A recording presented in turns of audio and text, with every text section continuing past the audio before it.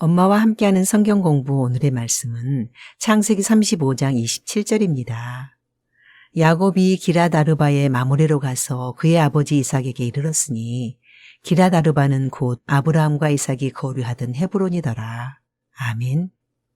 야곱이 장자권을 차지한 일로 인해 형 예서를 피해 도망가는 길에 베델에서 만나주신 하나님은 다시 아버지 집으로 돌아오기까지 지켜주시겠다고 약속해 주셨습니다. 이제 야곱이 그의 아버지 이삭에게 이르렀다는 것은 하나님께서 베델의 언약을 기억하시고 끝까지 야곱을 인도하시고 계셨음을 드러냅니다. 야곱은 하나님을 의지하고 하란에 이르러 외삼촌의 딸들과 결혼함으로써 부모님 소원대로 언약 가문의 혈통을 보존할 수 있게 되었고 고난 중에서도 많은 자식과 큰 재물을 이루고 귀향하게 되었습니다. 귀향길에 약복강가에서 에서와 화해함으로 20년간 안고 있던 무거운 짐도 벗게 되었습니다. 이 모든 것이 하나님의 은혜입니다. 그렇다면 야곱은 가나안에 돌아와서 곧장 베델로 가야 하는데 10여 년 동안 베델을 인근에 두고 세겜에 머무르며 그 누구의 억압도 없는 자기만의 세상을 살았습니다. 그러나 그것은 곧 신앙의 해이를 가져왔고 그로 인해 딸 디나의 수욕 사건과 아들들이 벌인 세겜성 주민 대학살 사건이라는 엄청난 시련을 만나게 되었습니다.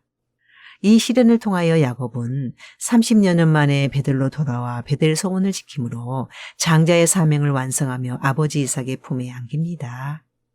장자의 사명은 하나님을 모르는 사람들에게 삶으로 하나님을 보여주는 것인데 이 땅에 하나님의 나라인 교회를 세우고 교회를 통해 복음을 만방에 증가하는 것입니다.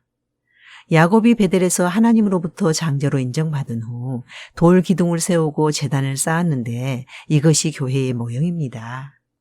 기둥을 세우는 것은 기초를 놓는다는 것입니다.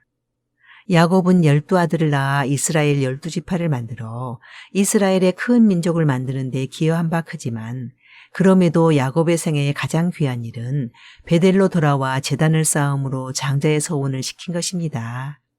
이 말은 예배 한 번 드렸다는 것이 아닙니다.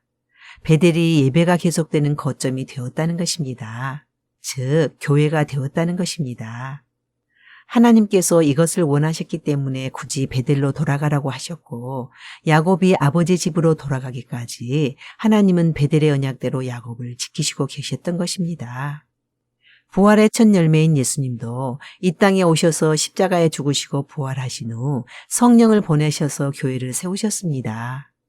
이 세상에 가장 위대한 일이 있다면 하나님의 교회를 세우는 일입니다. 그러나 교회를 세우는 일은 아무나 받는 복이 아닙니다. 그러므로 우리는 교회를 세우고 교회를 잘 지켜나가는 것이 하나님 앞에 얼마나 큰 복인지 알아야 합니다. 우리에게 줄로 재어준 우리 교회는 실로 아름답습니다. 아름다운 우리 교회에서 각자에게 주신 사명에 충실하는 것이 가장 큰 복입니다. 아브라함의 하나님, 이삭의 하나님, 야곱의 하나님이라고 불려지는 족장들은 한결같이 온전한 사람들이 아니었습니다. 특히 야곱은 인간성이 너무 강해서 변화되기 힘든 사람이었습니다. 그런 야곱이 영적인 비밀을 깨닫고 영적인 사람이 되기까지 하나님은 오래 참으시면서 키우셨습니다.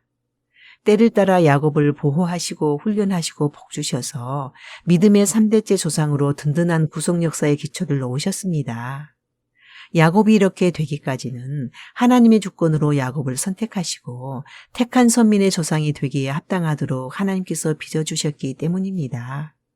사랑하는 우리 가족, 파란만장했던 야곱의 인생은 선민의 조상이 되기 위한 연단의 과정이었습니다. 야곱을 키우신 하나님은 야곱만큼이나 자아가 강한 우리를 부르시고 하나님의 쓰심에 합당한 자로 세우기 위해 지금도 훈련하고 계십니다. 그러므로 누구나 하나님께 쓰임받기를 원한다면 연단은 반드시 있다는 것을 알아야겠습니다. 현재의 고난은 장차 우리에게 나타날 영광과 좋게 비교할 수 없다고 하셨습니다. 영광스러운 그날을 바라보며 오늘도 말씀으로 훈련합시다. 아멘.